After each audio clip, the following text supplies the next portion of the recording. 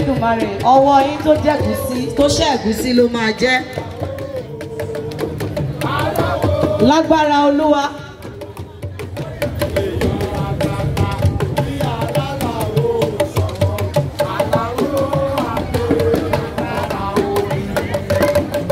Ẹ ò ní fọwọ́ gbọ́mọ sí, ẹ ò ní fọwọ́ gbọ́mọ kì ọmọ aráyé ò ní lọ bá yín sí ọmọ. Olórí bẹ́ẹ̀ ti dúró ti kábíyèsí tẹ̀ máa tọ́jú àwọn ọmọ ọba Elédùmarè àdúró sẹ́yìn náà. Bàbá mi ṣẹ̀sí ìwà àwọ̀. Bàbá oko wọn ti wọlé sàárè wa. Bàbá Adéjọkẹ́ ẹwà èdè. Onílù òṣàlẹ̀ máa kọrin fáláwo kí ni ó dákẹ́. Ó yẹ sáré gbowó yín lọ́wọ́ Àlàó.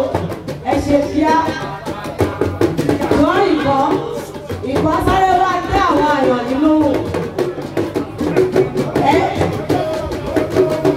Sólà ẹ wá bá mi fún àwọn onílù ìlówó wọ́n lè jẹ létí gbọ́ràn.